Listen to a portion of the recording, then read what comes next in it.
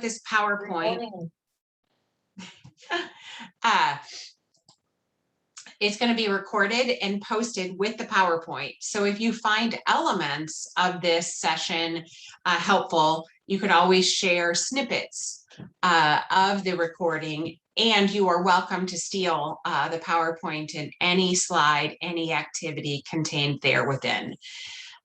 But to get to know each other better and kind of where you are and why you're here, I ask that in chat you share the following: your school or district, your role within that school or district or community partner, and one thing that you hope to take away from today.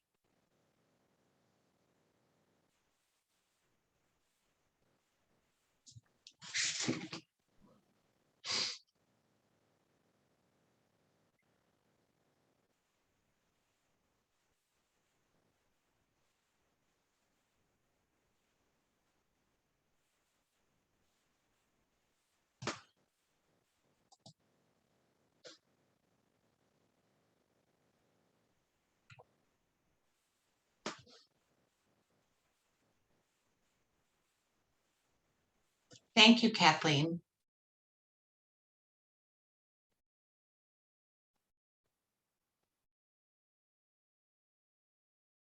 Oh, I appreciate the one more thing.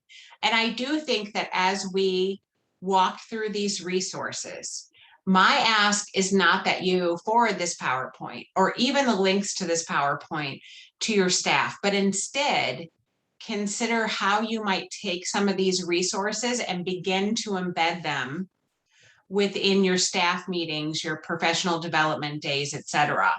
Because one thing I heard loud and clear from some of my peers in my previous district was, while well-meaning and well-intentioned, when administrators just passed along the message to engage in self-care instead of embedding it, it felt like it was one more thing for them to do. And they were already overwhelmed and didn't know where to begin. So instead, we're going to practice. And I love how we as administrators love to engage in PD and practice, right? We love a good fishbowl, don't we? We're going to practice some of these strategies so that you know what they are before you attempt to take them back. Oh, we've got a wide array of building-based, support-based. Good. Thank you for sharing.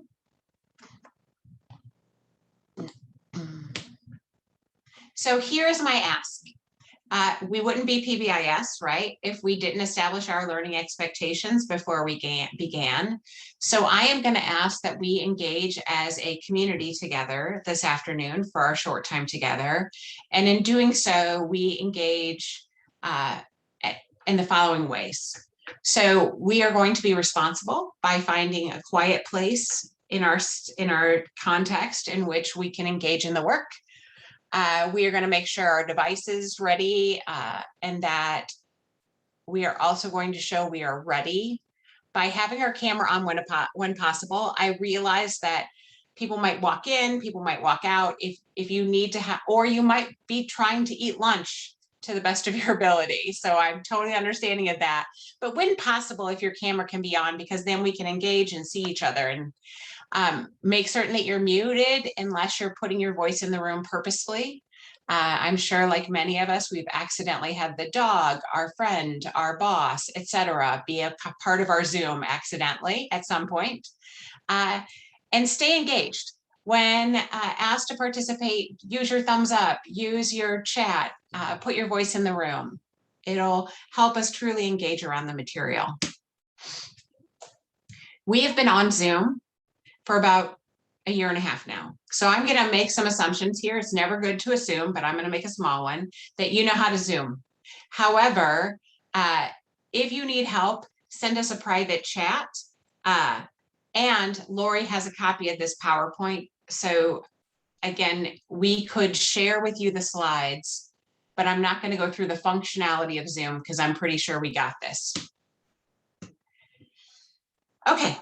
So by the end of our 2 hours together, I'm hopeful that you will be able to recognize your own sign of stress. You cannot take care of others if you do not take care of self. That you identify self-care strategies that could help reduce stress for you. It's always helpful when we walk our talk, right? So we should be able to identify our own stress and have some strategies to reduce stress for self, and then we can promote and support others. We want to develop a plan for practicing our own self-care daily so that we can help others think through what that might look like and feel like in very real ways. And then commit to setting good examples of self-care and boundaries for staff, right? You cannot do that age-old do as I say, not as I do, because you cannot help the others around you if you yourself do not take care. Oh, time for our disclaimer, right? I want to just acknowledge that given where we've been for the last 18 months, we have had the compounded impact of a global pandemic, social unrest, the implications of the election and beyond, right? And so we have been trying to keep on keeping on, but this has compounded over the many months for which we've persisted. We also are aware, right, that we have all had levels of trauma that we haven't seen in our lifetime in relation to all those situations that I named, in addition to leading in the time of these crises. So we're going to be talking about the principles, strategies, and systems that support self-care. You will decide how this would be a best fit in your context. And we certainly hope that you're able to utilize these teachings for self and for others.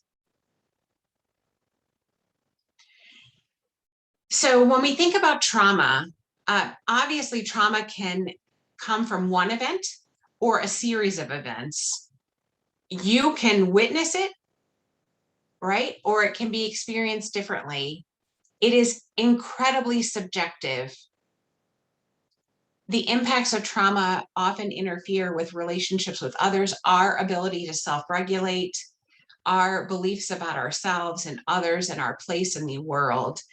But I want us to just be mindful that we do not get to decide what is stressful or traumatic for someone else, right? Everyone responds to stress differently, and what I find stressful, Lori might not. What Kristen finds traumatic, Amanda might not, but that is our perception, and our perception is ours. And we have to just give grace and remind ourselves that we don't know each other's story, and we do not get to decide what is stress. So I thought this would be especially something to remember as we began our journey today, because we're welcoming and supporting teachers, most especially so that they can support students. Amanda, would you do me a favor and put your voice in the room and read us this quote? Sure. The best thing about being a teacher is that it matters. The hardest thing about being a teacher is that it matters every day. Thank you so much, Amanda. And we could sub in a lot of titles, right? But we are thinking about supporting kids in schools. And so by doing that, it's incredibly important that we support the teachers that support kids, the teachers' assistants, the clinicians, etc. So I want us to get into a mindset where we think about privilege and in a very different way, and what responsibilities that we have to self and others. I'm going to pop these up here all at once.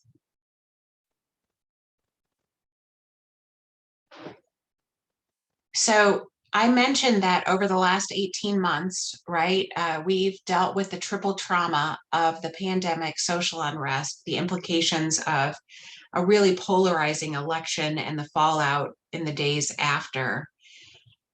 In addition to all of those things, right, we are dealing with all of the things within our own context, including systemic racism, oppression, the impact of the landscape on law enforcement. Unfortunately, on my break between this morning's PD and this afternoon, I again witnessed on the news, since I'm here by Chicago, the ongoing neighborhood violence. So while we've had 3 major traumas, right, those of us who work with and for schools have been dealing with wave after wave after wave of trauma in our schools and communities for years. Ultimately, you, as someone who serves schools, right, has to know self, take care of self, in order for you to help support kids. I was meeting with administrators this morning, talking about the alignment of initiatives, which in and of itself can be traumatic, to be honest, when we have so many priorities competing for our time and funding, et cetera. And one of the things I kept trying to remind administrators about is this idea of, when you're on an airplane, getting the safety instructions, one of the very first things they say to you, right, is if you lose cabin pressure, what are you supposed to do? Can someone put their name or their voice in the room and tell me, when you lose cabin pressure, what are you supposed to do? I know we haven't flown in a while.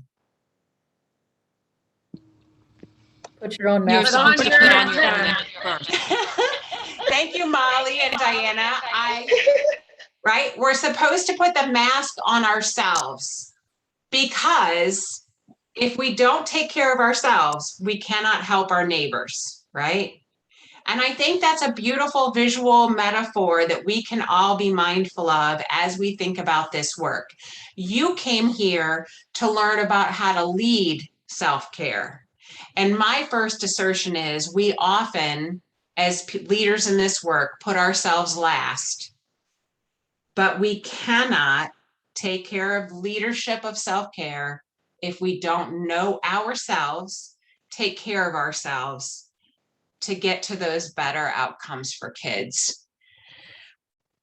So this is obviously old. It's 8 years old now. It's pre-COVID.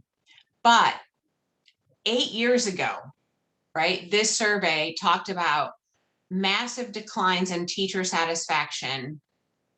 Over half of teachers reporting high stress levels several days per week. Only 2% of teachers reported not experiencing stress.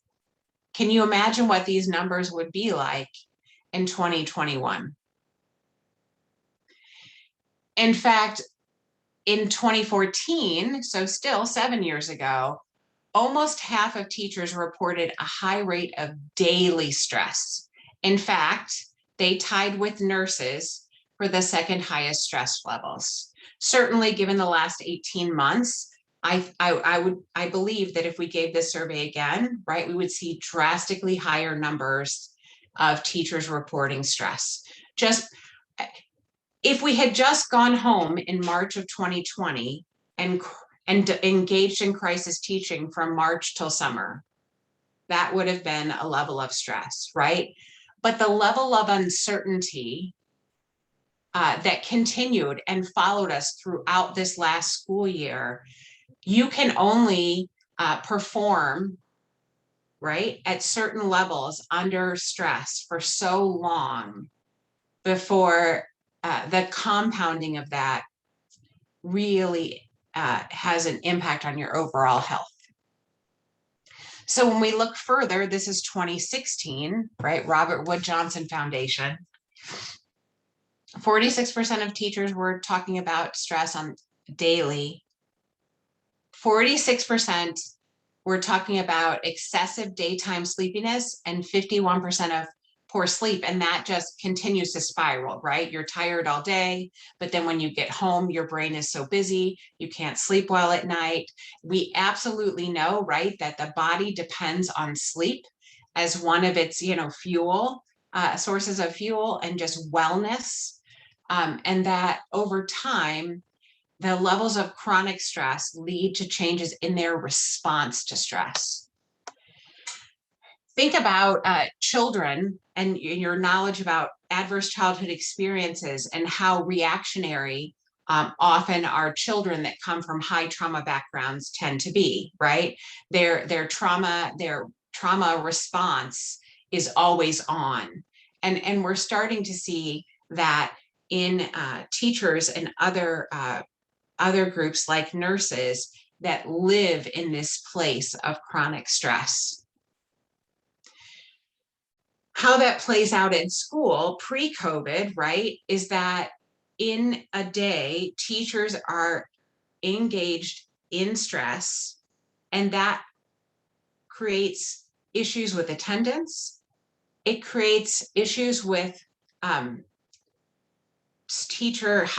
turnover, not just between schools, transferring from one school to the other, but just leaving the profession.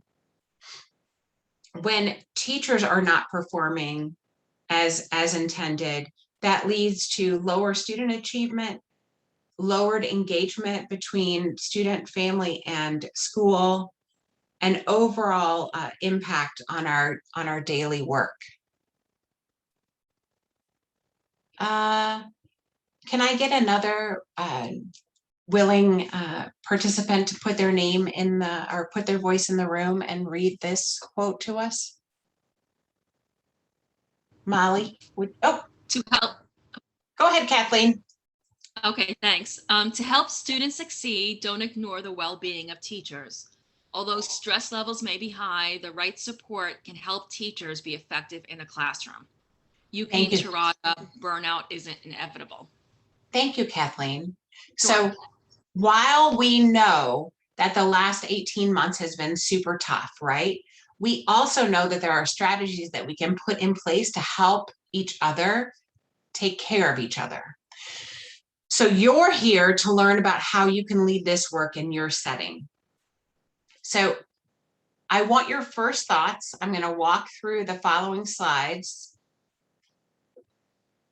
And I just want I'm going to walk through these different scenarios.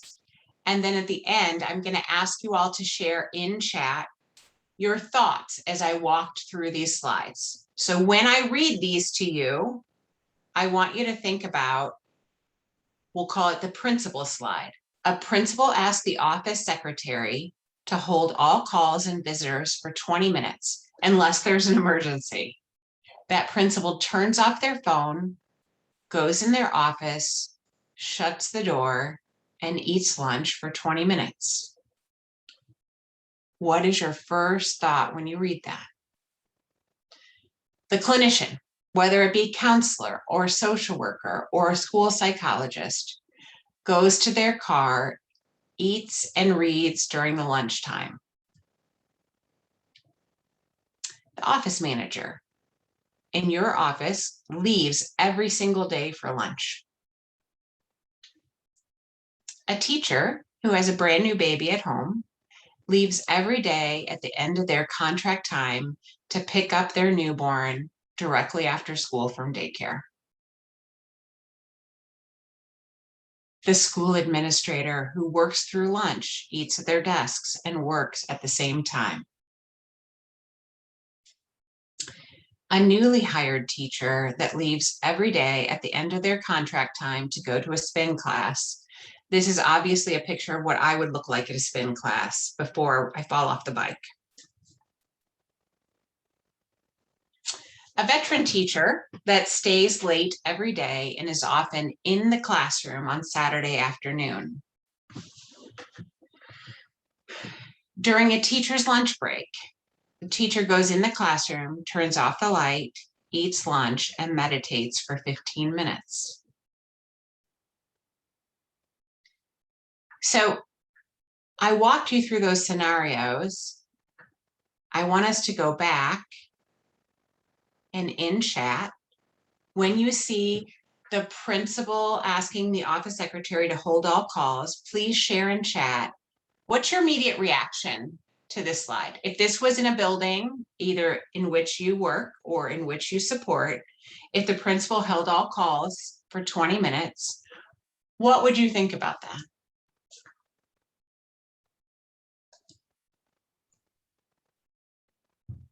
I mean, now we would recognize it as self-care, but I know why you did all this, because in the past you'd go, what? I can't believe they leave every day right after work. I can't believe he goes in his office and won't talk to anybody during lunch, you know?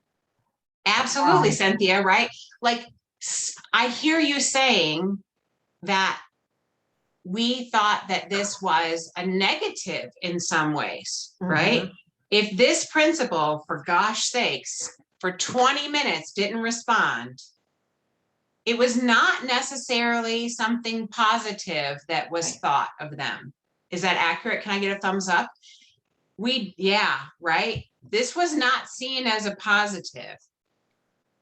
Or this, right? Oh, they're off by themselves. They are not with others. They're not talking. They're not engaging. Same here, right? The one who leaves every day for lunch. Or someone who leaves right at the end of the contract day, whether it be to pick up a baby or to go to that spin class, right? And tell me about the person who stayed late every day and was in the classroom on the weekends. What did we think about them in comparison? What a hard worker they are. They're so dedicated. They're so committed. Even though the teacher that picked up the infant, right after school, could be going home afterwards to work with that infant, right? Or right after that spin class, or that principal could have been there since 6 in the morning, right? So I put this here because even when we don't know it, we have this part of our brain, right, that we don't even have access to, and we make assumptions, right? It's our implicit bias. It's one form of implicit bias. We don't have access. We don't even know we're thinking it, but we have a tendency to form assumptions about people based on our background, based on our values, based on our beliefs, based on our experiences, etc. Right? And so the first step is understanding that we do have that implicit bias, and that we do make assumptions, and that we don't always assume positive intent, and we don't, as much as we would like to as human beings, often replace judgment with curiosity, right? We make assumptions. Instead, I wonder if we could think of those different strategies and think through the lens of boundaries and the importance of boundaries on our overall mental health, right? We have to take a lunch, not at our desk, shoving, fuel into our face while we are still working, checking our email, responding to email, watching the webinar. For our own mental health, we have to give ourselves a break. And frankly, it's not just for our own mental health, it's for our own productivity, right? When you don't give your brain time to recover through sleep, breaks, physical activity, etc., you don't function as efficiently. So you might work X number of hours per day, but it's not as efficient and effective anyway, right? If we are the last one to leave and the first one to enter, if we are the ones who have an unhealthy relationship with our email, if we don't ever close our door because we have that open door policy, if we don't get up out of our chair, out of our desk, out of our work, are we modeling boundaries that now as leaders, you're going to be asking teachers and others to create? Because just like kids are watching teachers and other staff members watch us to see if we walk our own talk. So I appreciated Cynthia responding, right, as to what some of her assumptions were or what historical assumptions might have been about those different scenarios. How might you use, and I would appreciate if someone could give me a thumbs up, either actual thumbs up or the little icon thumbs up, if you would be willing to share how you might use those scenarios to start a conversation in your own setting.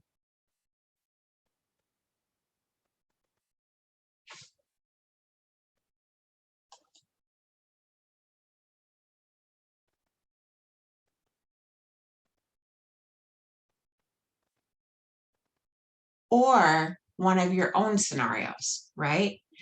Because I'm very certain that you could provide 4 or 5 different lack of boundaries, if you will, in your own setting that might really get your staff or community thinking about this idea of 1, boundaries, and 2, implicit bias, the assumptions we make about people, to start this conversation about making healthier choices. So whether it's stealing our slides to get people thinking about making assumptions and setting boundaries, or choosing 3 or 4 willing victims in your own community, sharing a story or 2, right, about the lack of the open door or the lack of the lunch or the leaving right after school, would be helpful, right? Because the more that we can connect it to self and context, the more likely people are to be open to the learning that I'm going to ask you to engage in. Does that make sense? So Trish, our last session was on like alignment. And so I love now that we're also aligning implicit bias, which is a very hot topic and needed topic right now, with self-care by using some of those scenarios, either in a implicit bias session or right? Like, I love that you're interweaving all of these essential topics right now. So thank you for modeling that for us. Absolutely. I absolutely think that sometimes we think a term only lives in one space, right?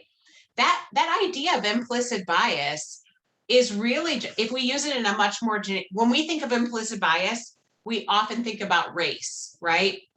We think about things like blind spot, like the hidden biases of good people, right? The whole assessment where we take an assessment to see if we have implicit bias, et cetera. And it's highly tied to this charged conversation we're having about race. But the more generic concept of implicit bias is really, if it's implicit, it is unknown to you, right? It's in your head. It's a reaction that you have that you don't even know you're making. That's on the more generic concept. And we do that on the daily. It doesn't just relate to race, right? It relates to, there's been, like, however old you are, I'm almost 50 years old now. I've lived this life in this setting with these people. All of those things play into my implicit biases.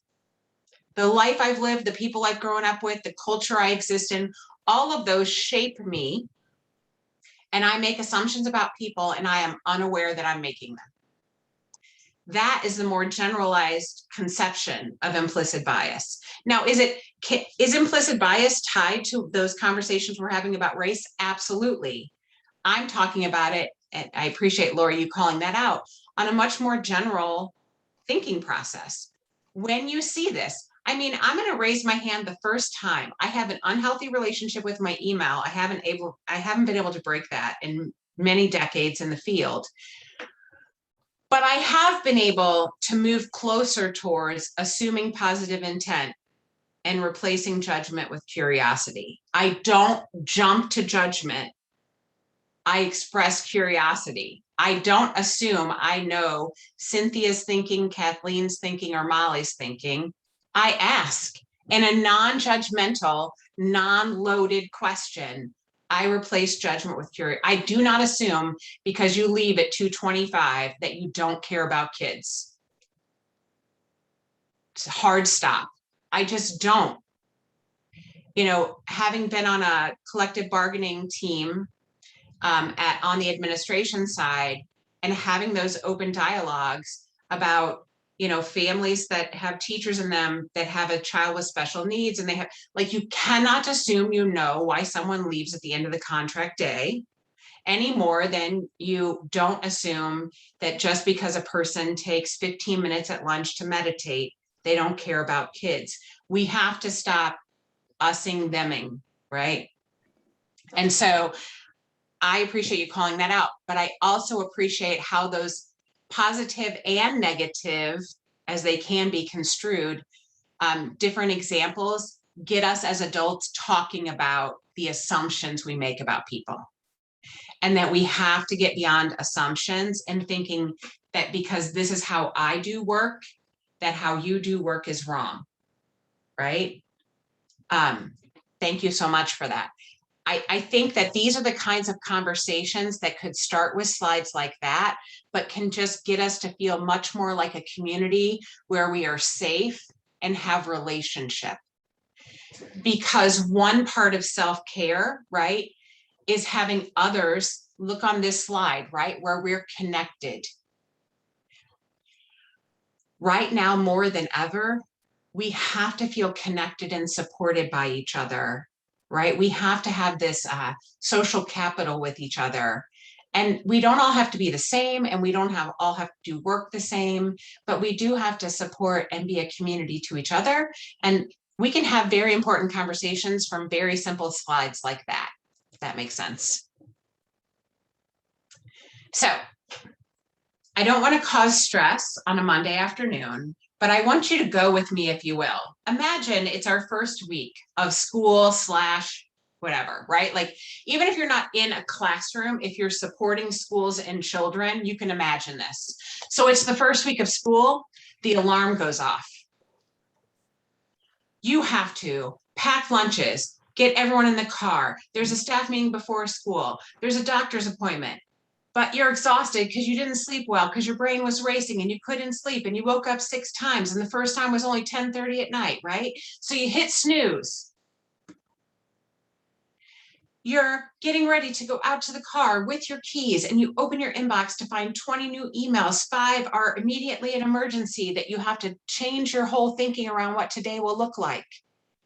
You don't have bread to fix the sandwiches for those lunches that you were supposed to make, and your kid will not eat hot lunch, right? You make it to the car. Your child informs you that you have a huge science project. You make it to the school, and there are 2 teachers waiting in the front office with the concerns. And it keeps coming and coming and coming, right? Given all those amazing bubbles that happened before I even got to my beginning of my day, where can a willing participant tell me they think my brain is right now during those bubbles? Am I up in the neocortex, friends? Am I calm, cool, and collected, ready to just like give you some amazing stuff out of the top of my brain? No, right? I am down here somewhere in between terror and alarm, right? I am freaking out. I might be hitting the garage door with the back of my car accidentally. Not that I have ever done that, right? As leaders, right, we have these bubbles are not like something unheard of in a school setting. And they could be different bubbles if you're a classroom teacher, different bubbles if you're a clinician, different bubbles if you're a community partner, but we've all been there, right? And when we're there, that very much has impact on where we are in our brain. So that those whole like levels of brain, right? That whole understanding of how our brain works really comes from work in the late 1800s, early 1900s. Who the heck was thinking like this back then? Dr. Cannon, right? This idea of fight or flight.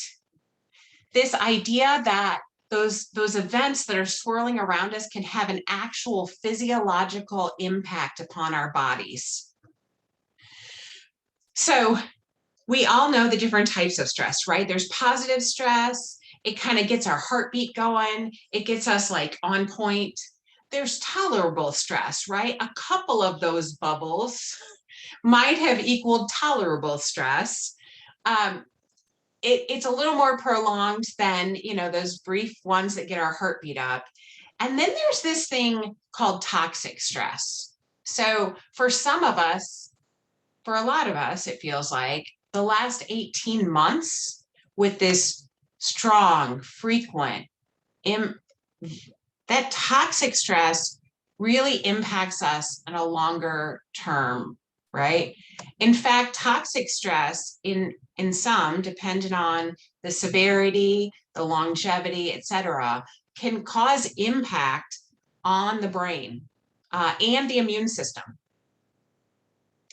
So I want you to take 30 seconds, get a pen on your desk, and jot down, as we think about the start of this school year, the things that you're currently worried about. 30 seconds for me.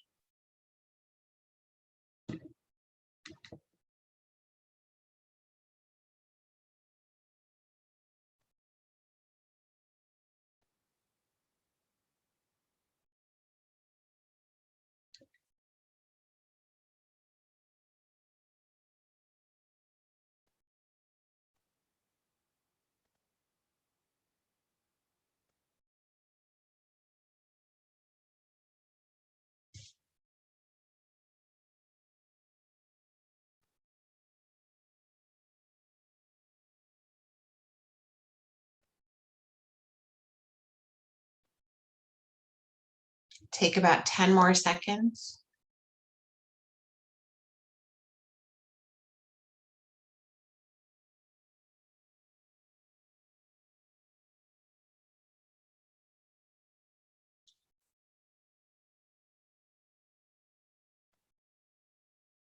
For those of you who are done, I have placed the life events, the life change index scale up. If you have any of these that you did not jot down, but that are currently going on, please add these additional stressors to the ones that came right off the top of your head.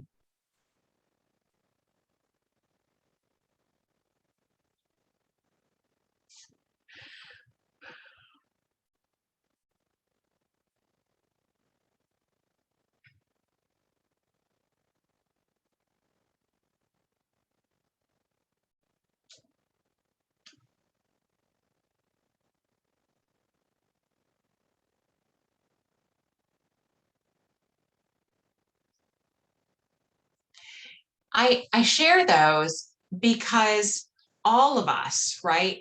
All of us grabbed a pen and started jotting down things that we were worried about. All of us have stress. When we consider some of these larger life event stresses, right? In addition, many of us have stresses that we don't know, that we don't say to each other, right?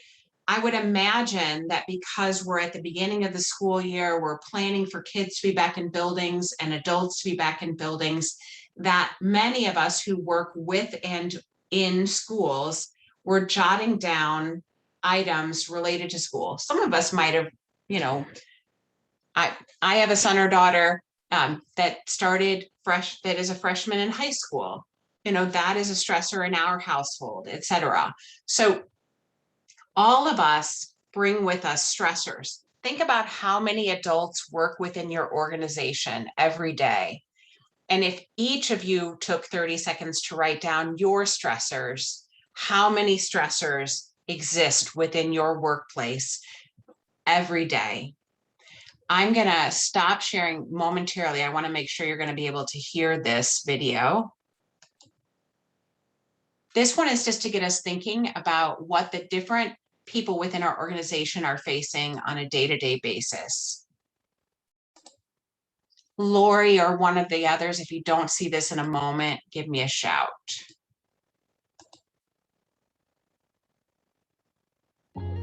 Oh.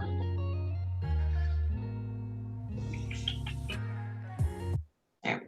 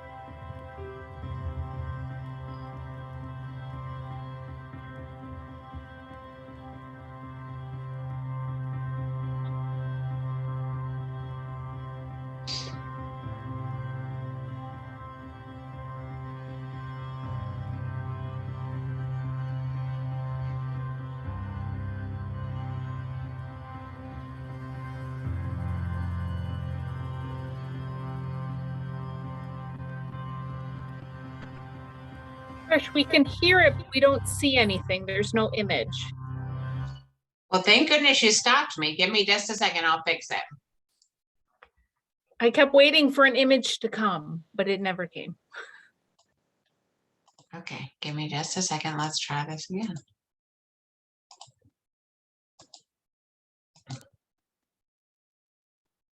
Okay, I'm gonna push play. Let me know right away if you don't see something.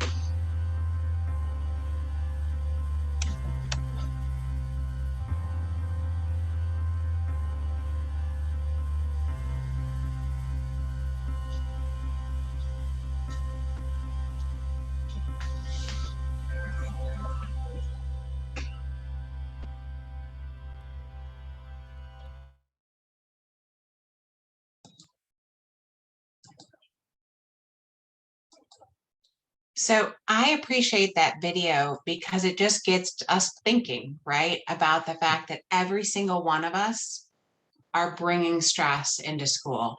Even the ones who keep a smile on their face and keep moving forward, every single one of us brings multiple stressors with us, whether it be children, clinicians, etc. And it just helps us to keep considering others. I'm going to go back to sharing my screen. Oops, sorry, everyone.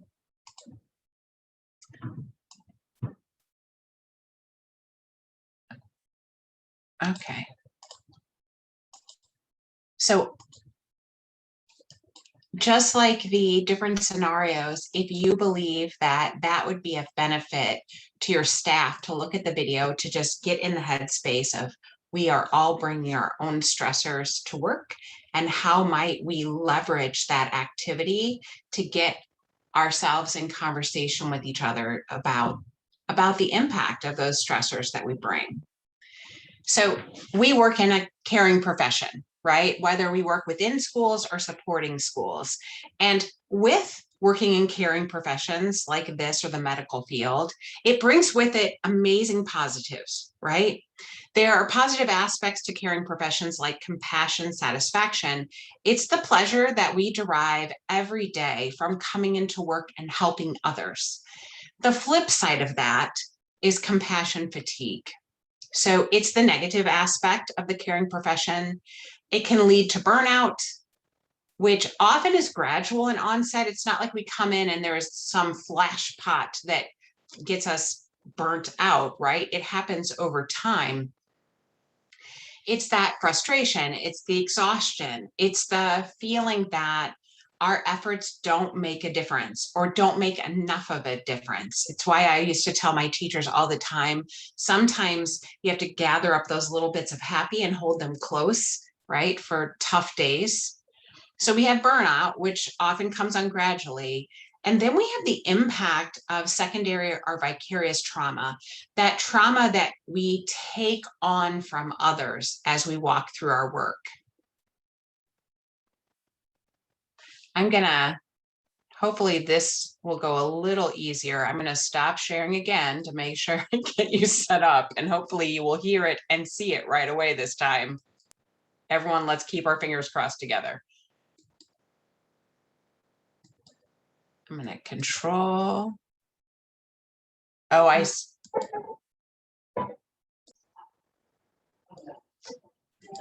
hold on, guys. Sorry about that. I swear, there are days I just don't want to use videos because you just don't know with your technology. Give me just a second. Lori, tell me if this doesn't work appropriately.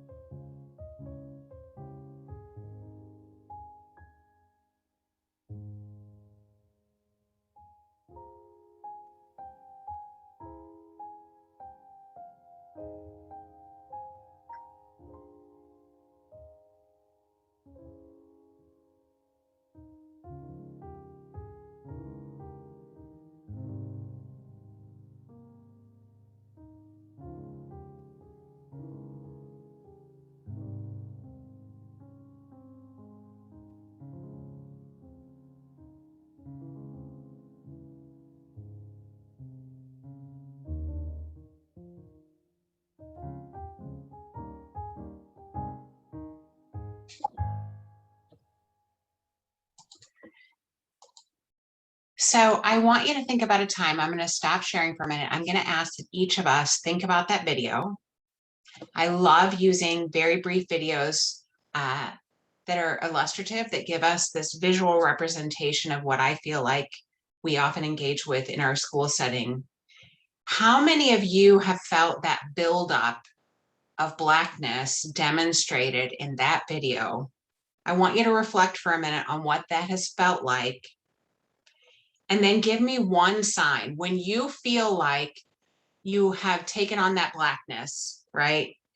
What's one sign, a physical or emotional sign that you demonstrate when you start to feel that way, when you've taken on so much at work? What's one sign, if you would share that in the chat box?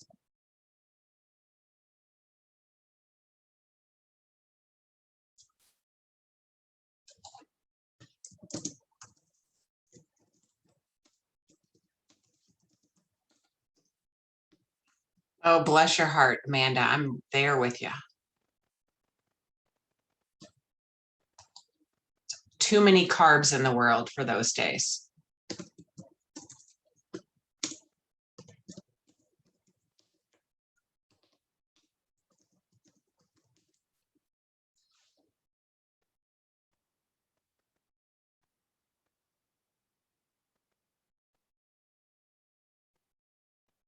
Absolutely, right? These are all physiological, right? You actually feel it in your body, taking on all that stress from others. For many of us, it causes loss of sleep, stress eating, an overall feeling of unwell, a lump in our stomach, right? I have a tendency to feel less tolerant of others. Things that I would have handled like easy peasy, lemon squeezy, right, on any other day, I just am not as tolerant of, as I just don't have as much patience.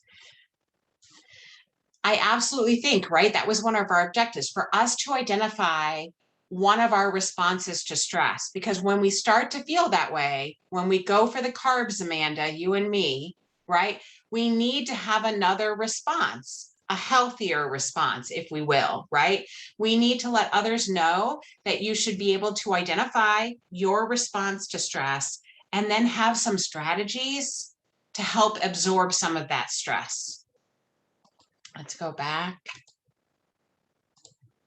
So you guys named some of the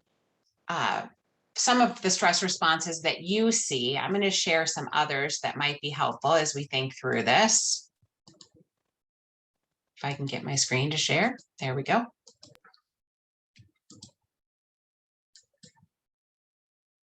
You name some of these, right? Fatigue, anxiousness, negative thoughts, lack of enjoyment from activities, or isolation or wanting to isolate from others. All of these are signs of compassion fatigue, right? We've taken on so much from others that we have now trouble with self. So as we think about compassion satisfaction versus compassion fatigue, right, which are both aspects of the quality of life that we engage in as we are involved in caring professions,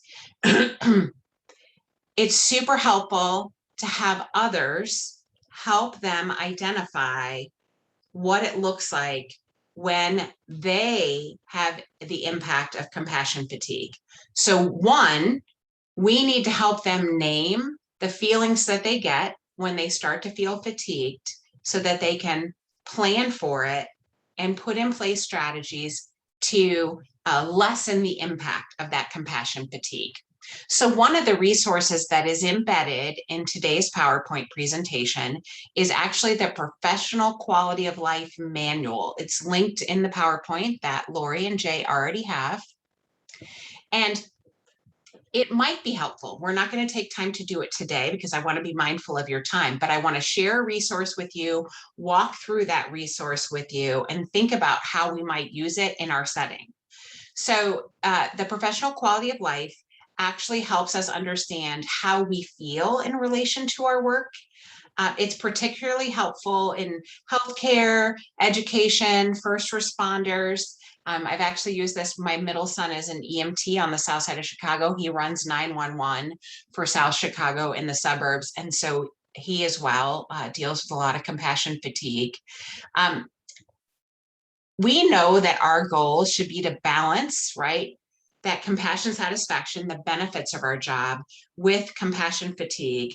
But we also know that when we have things like those bubbles that I was showing you earlier, it's much harder to balance when we're under what feels like constant stress. So by recognizing what brings on our physiological response, assessing our quality of life, that's the first step, right? We have to recognize when we're triggered and then put in place strategies to counterbalance that. So again, when you get the PowerPoint, right, you'll have access to the manual, which will then give you access to that quality of life survey. If you feel like this might be helpful to your staff, please consider using it. In addition, in the notes of the PowerPoint, you'll note that there's an app, a free app called Provider Resilience, where you could actually have staff take the professional quality of life scale electronically, and it scores them, if you think that would be a benefit to your team. So we've talked a little bit about how that stress, that compassion fatigue shows in yourself, right? Lack of sleep, etc. How do you, I'm going to ask you in chat to share how you harness your compassion satisfaction. So how do you put in place strategies to counterbalance compassion fatigue with compassion satisfaction? What strategies do you put in place? Do you leave and go to a spin class? Do you have a quiet lunch? What is one strategy, if you would share in chat, that you put in place to help balance compassion satisfaction with compassion fatigue?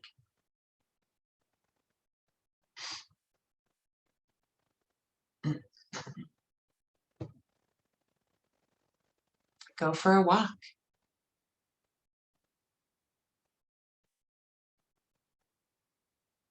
Ooh, a lot of exercise. That would help Amanda and I when we give in to the carb eating. Although you can't exercise your way out of that many carbs. Yeah, right? Exercise, walking. I loved the laughter one, right? Laughter's the best medicine.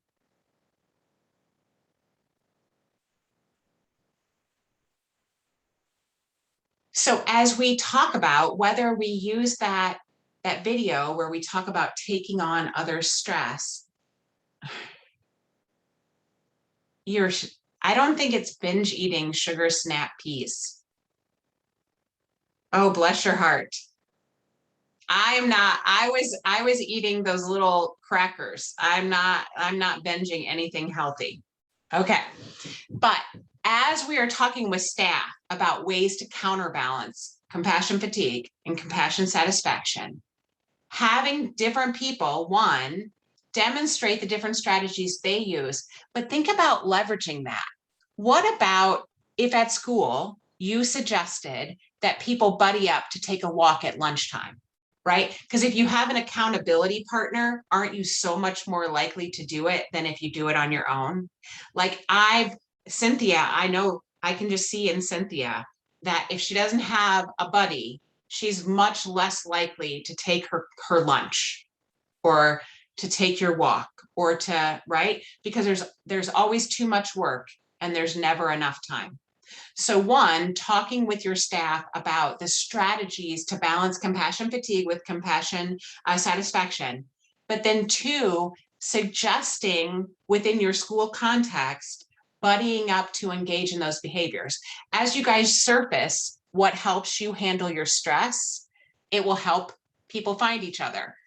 I don't know that I'm going to eat sugar snap peas with Amanda, but I might walk more with someone else, right? If I find a buddy, I might find someone to engage in that strategy with, and or I will be that much more likely to engage in that practice to help find balance in my school setting, right? Here we go. So we've talked about the downsides, right? Let's talk about wellness, okay? So how might you define wellness? Knowing what is expected of me, so that I can have a consistent, safe, and predictable environment. As the most type A person in my family, I crave safety, predictability, and consistency, right? I define wellness, and others would define wellness, right, as being aware of my functioning and my triggers, and knowing what it feels like once I'm triggered, right? Having strategies to improve my regulation, so being able to understand when I'm dysregulated, and then having real strategies to help me get back to regulation. Because just like teachers cannot help students become regulated if they are dysregulated, if you are dysregulated, you will not be able to help regulate staff. And then that last bullet, right? That connectedness, that feeling of community that we talked about earlier, that helps give us a support network when we're really struggling. I've shared several items in my definition of wellness. What would you add? So safe, consistent, predictable, social and emotional, being aware of my triggers, regulation, connectedness. In chat, what might you add to that definition of wellness?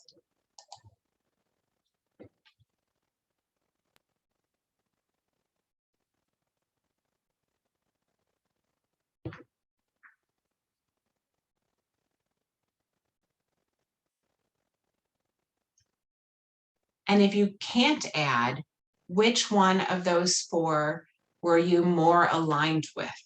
Safe, predictable, being aware of functioning and triggers, having strategies to improve regulation, connectedness, meditation. Bless your heart, Kathleen.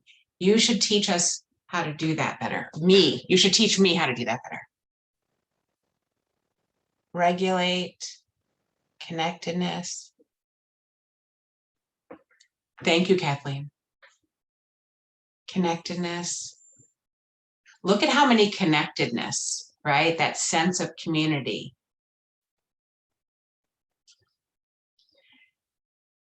We often talk, when we talk about trauma, especially in children, this idea of resilience, right? Excuse me. So we want to develop compassion resilience because that helps us balance, right, the negatives and positives in the caring professions. So I've linked, if this is an area, developing compassion resilience is an area that you think would be beneficial to your team, I highly suggest when Lori shares out the PowerPoint or Jay shares out the PowerPoint, you go to this slide, because there's an entire module from Wisconsin Department of Public Instruction on trauma-sensitive schools around this idea of building compassion resilience. So especially because so many of you mentioned connectedness, which is under staff culture, right? Although Kathleen mentioned what that bucket under self-care, mindfulness, meditation, etc., right? These are different components of compassion resilience, and we will often gravitate towards one more than the other, right? But dependent on our own individual needs, many of these will be helpful as we try to balance, right, compassion, fatigue with compassion, excuse me, satisfaction. So if this is an edge of growth that you think would be beneficial to your staff, please, Module 4, trauma-sensitive schools, it breaks out the idea of expectations being realistic to self and others, knowing what you can say yes to, and saying no, for real, saying no. That idea of building connectedness with colleagues, and then that more meditative mind, spirit, self-care component that will help us move towards compassion resilience. Should have popped my circles before I talked through them, sorry. So self-care overall, we need to understand, back to those initial slides, right, where we were making assumptions about people who take a lunch or turn off the lights or turn off the phone. Self-care is absolutely not selfish. It's not something we do when we're reminded by the staff newsletter once a week. It isn't spontaneous. In our ever-changing, ever-moving lives, it really needs to be a component of our day on the daily. It's not the same for everyone, right? As we've been responding in chat, how we take care of ourselves is different, dependent on us and our situation and our context.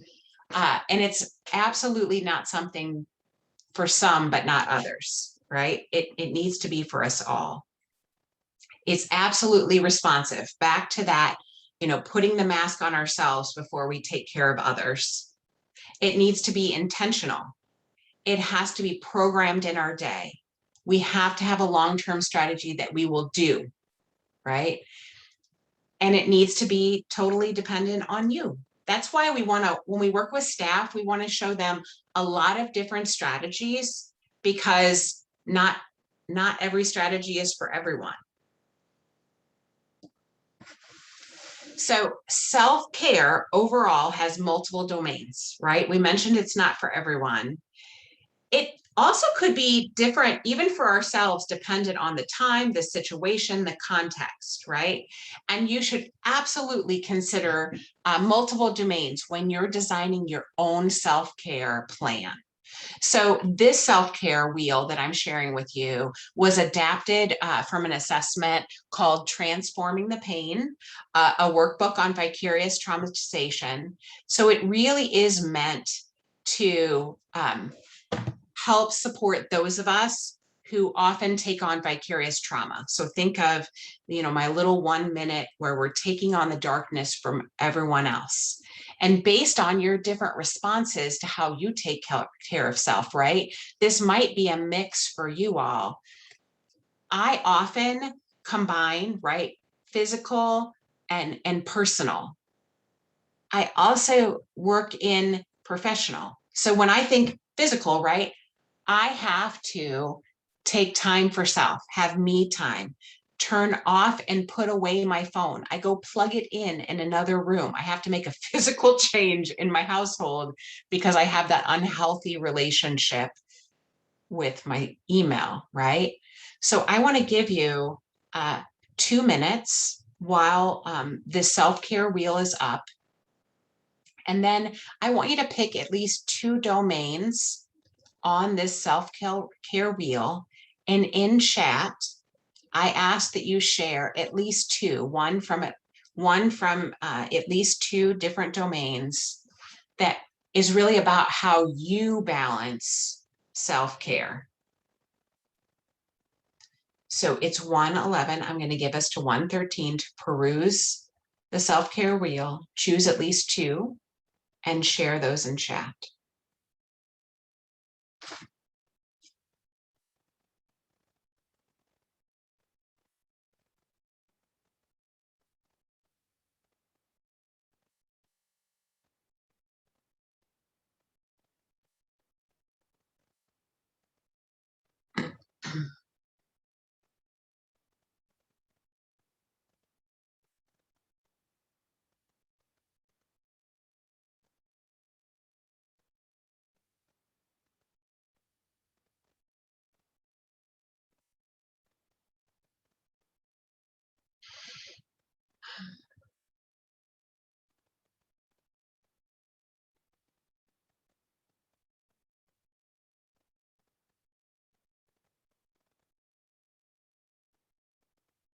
One more minute and then we'll share in chat.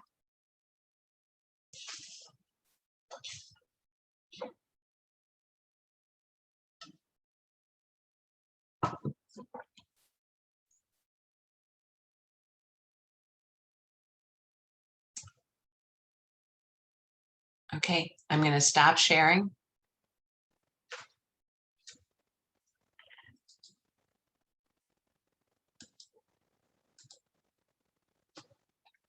Professional. Oh, look at that. Thank you, Molly. Kristen, Elliot, could you share one of the examples from emotional and physical? I'll pop it back up. Oops.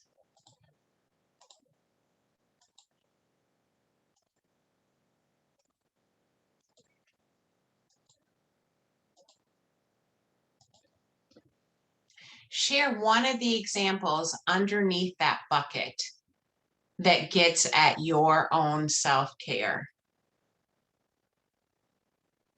So I mentioned I have to turn off and put my cell phone in another room, right? So I did practice forgiveness for emotional, Ah, and then professional, I need to set boundaries. oh, we're going to talk I don't about do that it. next. Oh, okay. Oh, so Hold I'm on. doing. I planted you in the audience. We're going to talk about walking our own talk in just a minute. Stop sharing. Amanda, I used to think we were sisters from a different mister with our love of carbs, but this whole nature thing has me second guessing that. I'm wheezing thinking about it. I'm actually, oh, can you see? Oh, I'm thinking, I'm actually doing, those two things are actually combined. I'm actually doing a, it's like a therapy program based in nature. It's by someone who is certified in forest therapy. Wowza. Yeah, awesome. Oh, thank you, Elliot. I love to laugh. Like, I appreciate that. My husband and I were watching, a comedy yesterday, and you just like you have a negative physiological response to stress, right? Watching something and laughing out loud has the opposite implication, right? So I mentioned that I planted my friend in the audience who said, I need to set boundaries, because as you plan for your ongoing work around compassion, resilience, you yourself have to set some boundaries. So let's talk about realistic boundaries. Learning to say no. And the reason I say it has to start with you, because if you're going to lead this back in your building, you can't just bring a PowerPoint and some activities. You have to walk your talk, because if you're leading that learning, people are watching you just like kids watch the teacher. And it's often not what we say, but what we do, right?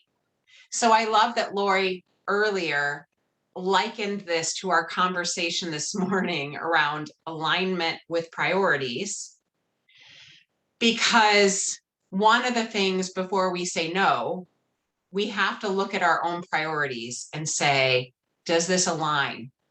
Because if it doesn't, then we should say no. Or if we don't have the time, etc., we should say no. That's part of prioritizing and drawing boundaries. So I want you to write down your 3 top priorities. Let's start there. Just your 3 top priorities for this school year.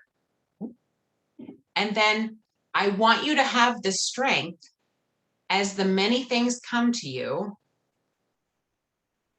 to say no if what you're being asked to do doesn't align to what you say your priorities are.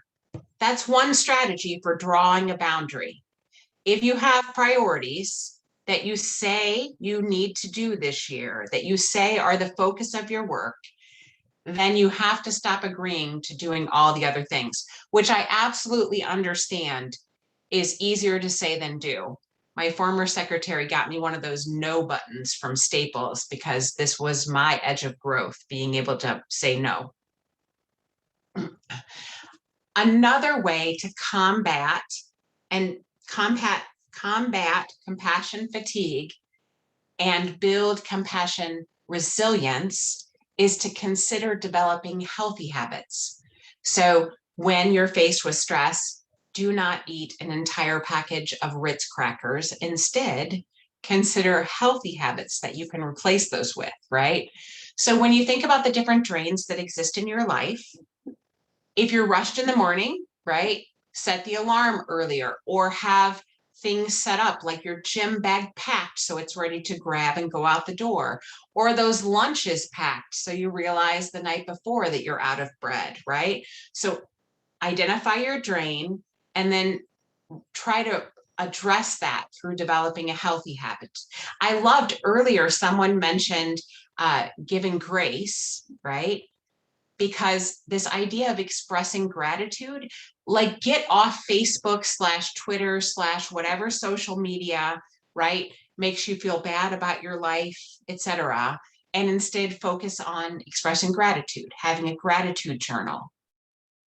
Instead of deciding what you're going to make for dinner daily when you're already stressed by the time you get home, make a meal plan on the weekend and do some prepping before you start the week, right? So identify the drains in your life and develop healthy habits to combat them. That's another way to combat compassion fatigue and develop resilience. If your to-do list, if you check something off and 7 more things come, right? Set 2 or 3 priorities for today and then check your email. If you have an unhealthy relationship with your emails, establish times during the day that you will respond to email, meaning don't look at your phone to respond to email all day throughout every meeting and every session, right? Have a morning and an afternoon check-in for your email. So if we're going to lead the work of self-care in our setting, then we need to develop our own plan. We need strategies for in the moment when we're faced with immediate stress, as well as long-term strategies that will really do. I will not be engaged in therapy in nature. I do not enjoy nature, right? So it needs to align to me and my needs and my context. I would have to work with Kathleen to get better at meditation, right? Like we need in the moment strategies and we need long-term strategies. We need to practice them so that other people see us walking our talk. And we need to continuously self-reflect on how that's working for us. So let's talk about some self-care strategies in the moment, right?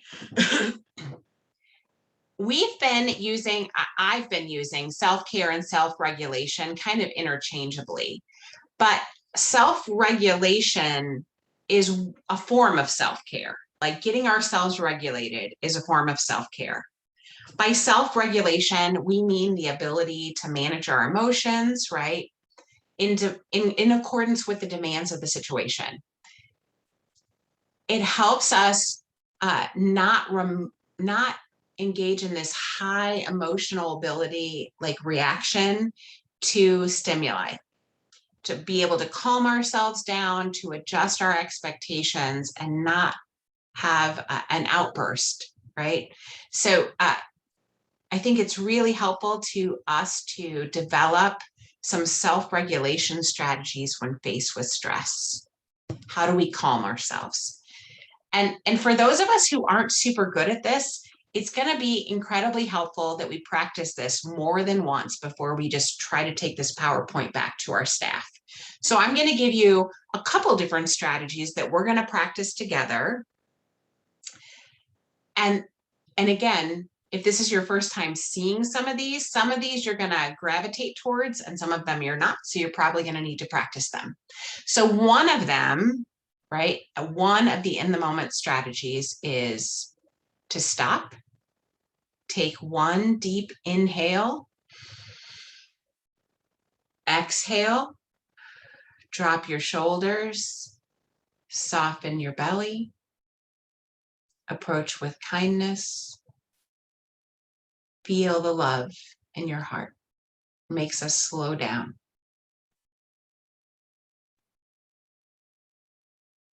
Take one inhale. Exhale. And then instead of belly breathing, you could engage in self-talk. Not negative self-talk, right? I can handle this. I just need to breathe. It's going to be okay. Take a deep inhale in and engage in positive self-talk for a count of 6. I'm going to stop sharing because we're going to practice this one. Sometimes it helps if you close your eyes. Some people it doesn't feel safe, that's fine. But what I want you to do is inhale in. And I want you to engage in positive internal self-talk as we exhale for 5, 4, 3, 2, 1. Another strategy that might be helpful is I want you to, if you feel comfortable, keep your eyes closed. Think about 3 things you can see, 2 things you can hear, and 1 sensation you can feel in your body. 3 things you can see, 2 things you can hear, 1 thing you feel in your body.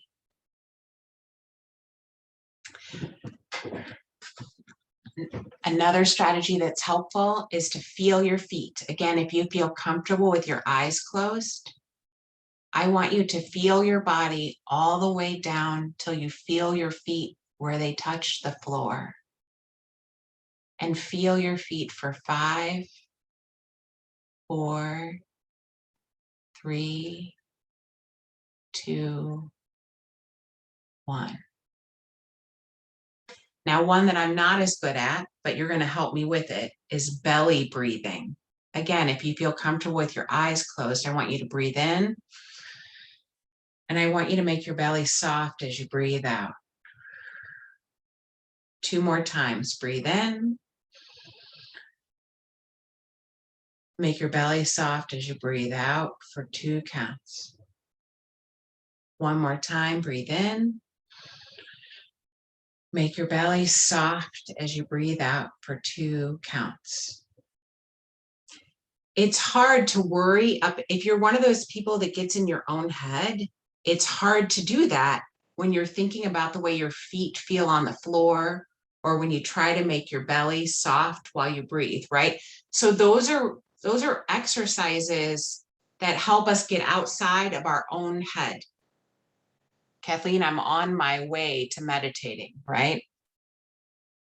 So again, those are going to be strategies that we probably want to practice before we try to lead others through them if we intend to bring this back to staff. But you might have noticed, and you might not have felt it on each of them, but some of those strategies, like for me, feet on the floor, making my belly soft is kind of weird for me. That doesn't necessarily resonate with me, but trying to feel my feet on the floor, I absolutely cannot create a list of stuff I have to do in my head if I'm really concentrating on what my feet feel like on the floor. And that's why we show people multiple strategies, right? Because different people will resonate with different strategies. One of the activities that I think is super helpful as we try to bring this learning back, right, is getting really mindful, right? So we could use mindful passwords, if you will. So having triggers at the beginning of the meeting that help us take pause. Asking people to close their eyes if they feel comfortable, and using words like happiness, inhale, whatever our mindful password. I love the second bullet, which is before common tasks. I don't know about you all, but like starting the car, getting to where I'm going, stopping the car, I am not at all mindful, unfortunately. I'm glad you all live in New York and not near Chicago, near me, right? It helps me to be mindful before I start the car, or before I start a meeting or a parent phone call, etc. It's helpful for me to take a break and get really mindful before those stressful conditions occur. So those were all short-term strategies. Now I want us to start thinking about long-term strategies. So creating a gratitude list. I've seen really good research on people who begin each day with an act of gratitude, either writing a list of things that they're grateful for in a journal, or developing a gratitude list and sending a note to others about gratitude, that's one long-term strategy. Many of you named walking or exercise as another long-term strategy. You want to do those over time because they help us develop resiliency. Yoga, right? I think I'm thinking about Kathleen right now, this whole idea of meditation and being really mindful in our bodies, right? Keeping a piece of paper or a notebook or a journal on your desk at the end of the day to write down what's right and what's done and what felt good, as opposed to the perpetual non-ending to-do list. And then engaging in muscle relaxation, right? Mindful strategies. All of those are long-term strategies, and that is not an exhaustive list, right? So we want in the moment strategies, those short-term strategies that help us get regulated again, which is part of self-care. And then we want to develop long-term strategies that build our resiliency over time. Another long-term strategy, right? To practice one breath before we speak. Taking 2 deep breaths before you check your email or when you hear your phone vibrate. Learning meditation. There are a bunch of apps for that. I've recently downloaded the Calm app, which is mentioned on that last bullet. I tried Headspace. It's on my calendar every day. It did not work for me. That does not mean it won't work for others, right? Different folks have different strategies that help them long term. Some additional resources that I've shared for you to take back with others. And I'm actually going to ask you, I'm going to drop these into chat. So give me just a second. I'm going to come out of share. I'm actually going to create 3 breakout rooms. And I'm going to assign you to I'm going to let you choose those breakout rooms. You'll self-select in. And I want you to either explore the lifestyle behavior assessment, the self-care assessment, or the self-care plan template. So I just want to give you a brief update. So the lifestyle behavior assessment helps you to assess your typical behavioral response to stress. That's the first one, lifestyle behavior assessment. The second one, the self-care assessment, helps you assess your use of self-care strategies. So if you feel like you already have some, it'll help you assess your use of self-care strategies. And then the third one is the self-care plan template. I'm going to have 3 breakouts. I'm going to drop the links to each of those in chat so that once you've selected which one you want to look at, let me grab them really quick. So I'm going to send you into breakouts. I've dropped the link to each of these: lifestyle behaviors, self-care assessment, and self-care plan template. I'm going to create 3 breakouts. I'm going to let you choose your room.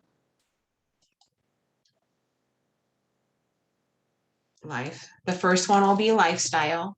So if you choose lifestyle, you're going to open that link and you're going to go into a room. And for the first 3 minutes in the room, I want you to explore the resource on your own.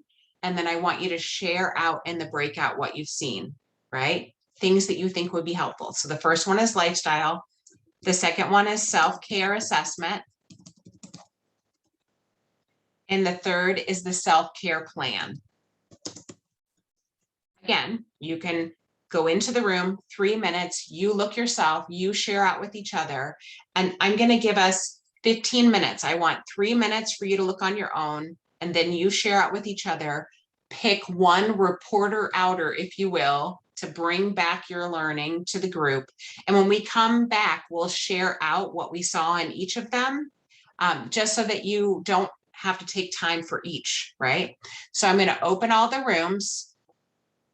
I want you to first open the link of the one that you're interested in and then join the link. We're going to come back at 1:48 and your reporter outer is going to share with the other groups one of your large takeaways from the resource you reviewed, so that we all have a brief summation of each when we come back. So open up the link that you have interest in and then join the breakout. And if you have trouble joining the breakout, you could add the name of your breakout to the end of your name and I'll make sure you get into that room.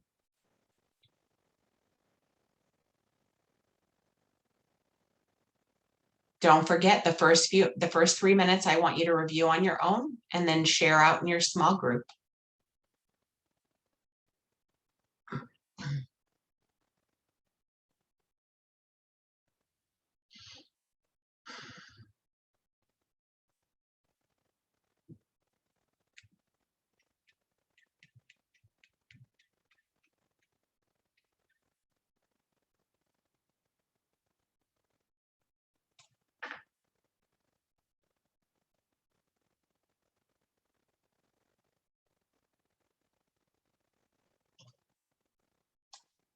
Melissa or Jill or Diana, are you having trouble getting into your room? Yes, I'm sorry. I got No pulled away worries. by something and I can't figure out how to get there. Okay, which room do you want to go to, Melissa? The self-care, The assessment or the plan? the plan. Perfecto. You should get a pop-up. The same for me. This is Jill. I was looking to get into the same one. I will send you there. Let me know if you have trouble. Thank you so much. Matt, are you having, oh, you got bumped, Matt. Do you want to go to self-care assessment, self-care plan, or a lifestyle? I have to step away for a minute. Oh. I'm dealing with an insurance claim on my son's car and I got a call coming in from the agent right now, so. No worries, go ahead. Melissa, are you still having trouble? Yeah, it's not, there we go.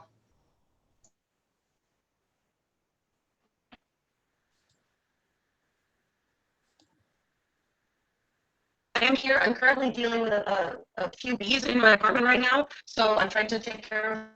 Absolutely, go ahead.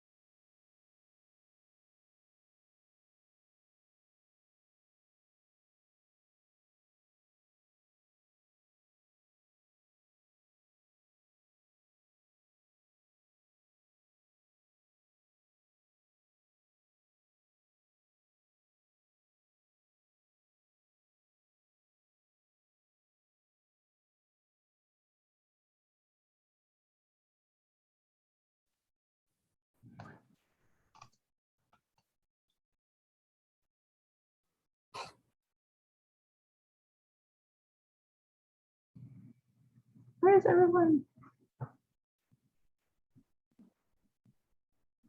They'll be back in about 30 seconds.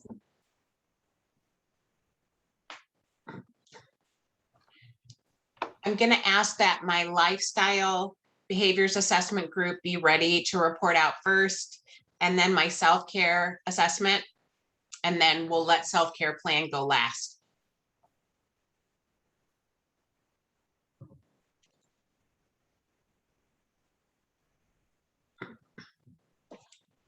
Welcome back, everyone.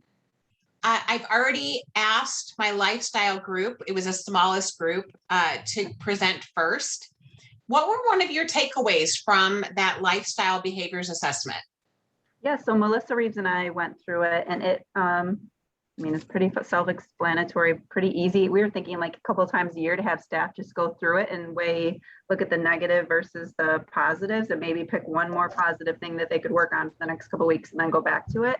But then we also got in a conversation about like watching TV and withdrawing. Like sometimes those aren't negative. Sometimes when you're triggered, you need to withdraw, or sometimes when you're triggered, you need a funny TV show, like we were talking, to just like detach from everything to get yourself back on baseline, maybe. Absolutely, right? It's all contextual.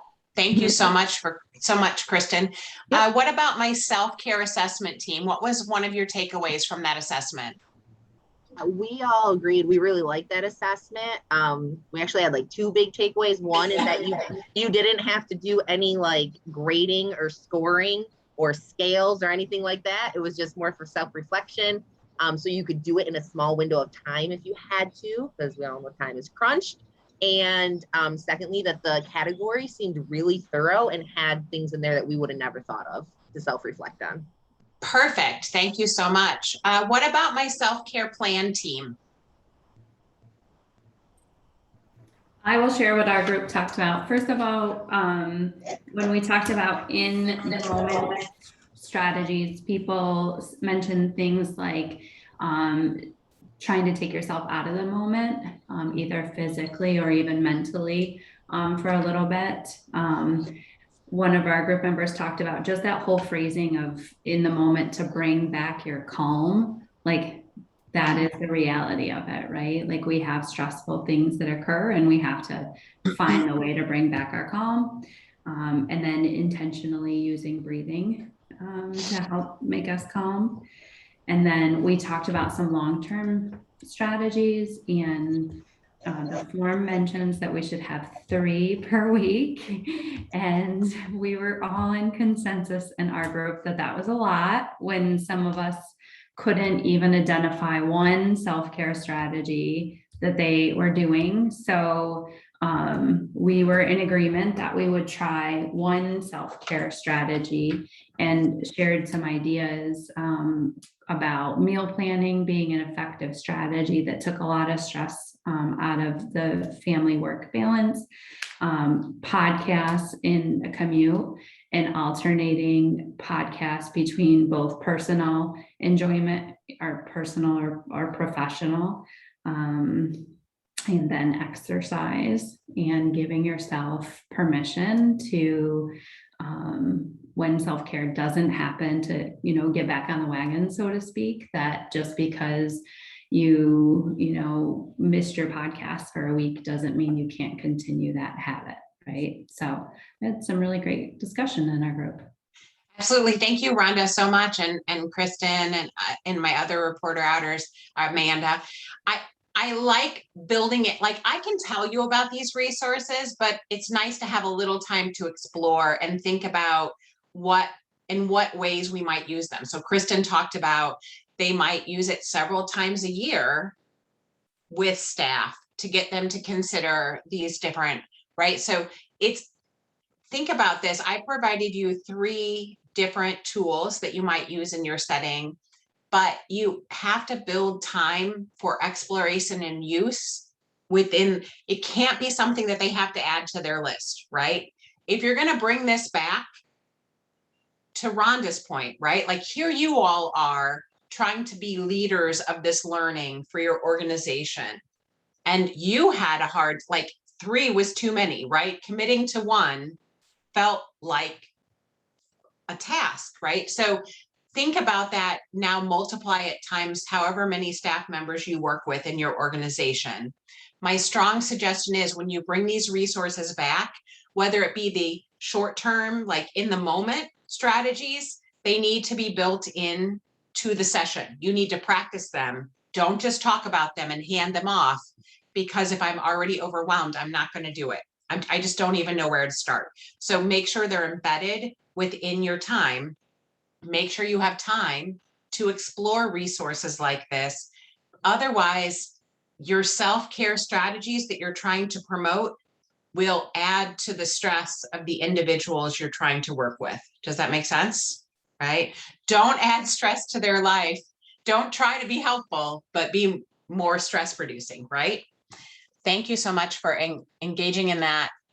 Please know that in the PowerPoint, right, you didn't have to grab that screenshot or grab those resources, because in the PowerPoint I shared with Jay and Lori, those links are already in there. So you can take that learning back and you can decide whether you want to unpack one or more of those or engage in more of a jigsaw like we did for people to learn about them.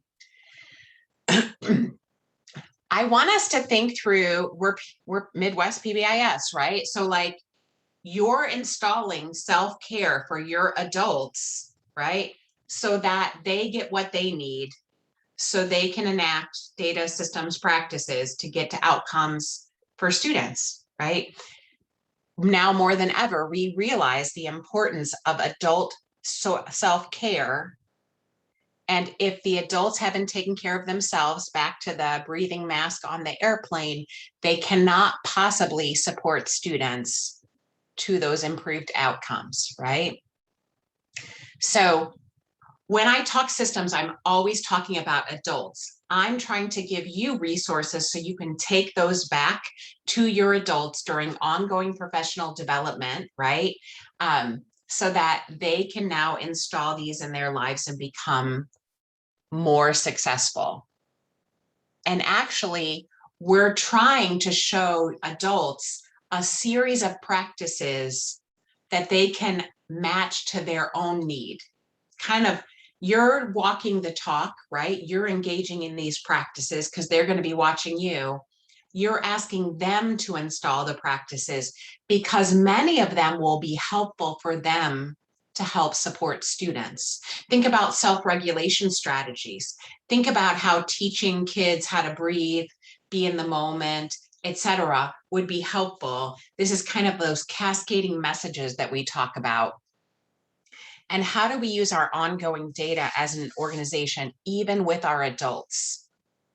One, how are we using data to decide whether we're really doing what we said we're going to do? Like when we look at our agendas, our PowerPoints, etc., are we embedding this work with our adults into the time that we have? And do we have better outcomes because of it? Because PBIS is not just for kids, right? It is for all of the people within our organization, and we need to design supports for all of our staff. Some of those staff members will need additional layers of support, and a few of them will need high levels of tertiary support, just like when we think about this pyramid through the lens of a child. In fact, you all are here thinking about bringing this learning back to your organization, right? Excuse me. And I always think through, and my team always thinks through, how do we as a leadership team, as the leaders of learning within our organization, kind of bring back this learning, which is training, coaching, etc., to the adults within our organization? How do we prioritize staff wellness in our building, in our district, in our community? And not just prioritize it, include it as an ongoing agenda item, include data from staff surveys, feedback, needs assessments, etc., to inform our ongoing work, and communicate and create awareness of stress, reduce the stigma around stress, increase the viability of implementing those strategies to get to local installation. So I want you to think through your own next steps. The ask is that you define your own plan for self-care, that you practice and begin to monitor, so that when you bring this learning back, those people that are watching you, you will be walking your own talk, right? Doing what you said you were going to do while you prioritize staff wellness and lead this work with your team. I apologize. I forgot to remove that slide. So here's the ask, is that you share in chat one action step that you're going to take within the next week based on our 2 hours together this afternoon. One action step that you're going to engage in over the course of the next week based on our 2 hours together today.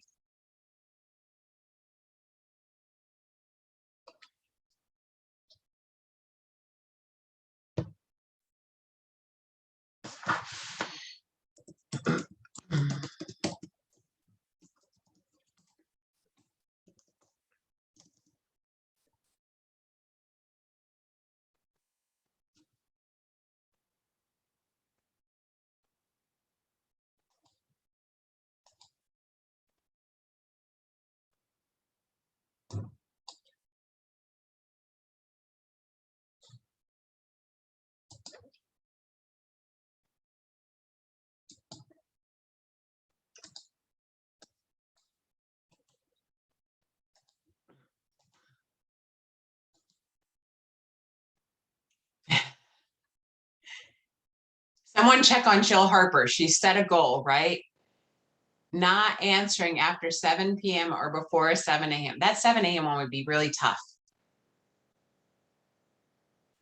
Go to bed earlier. As you continue to add your next step, I'm going to add my email to the chat, which Lori and Jay both have. And then if you go to our Midwest page, all the materials and the resources that we've linked in the PowerPoints are there available on that page. Thank you guys so much for your engagement this afternoon. I hope this work was beneficial to your practice and that you have an amazing school year.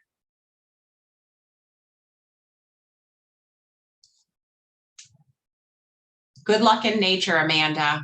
Good luck overcoming carbs. Good luck meditating. Good luck not answering emails before 7 or after 7. Good luck taking a lunch every day. I'm telling you, those sugar snap peas, they're like just enough for my sugar addiction, but I eat a whole bag at a time. I know, I started getting into those Harvest snap peas that are crispy.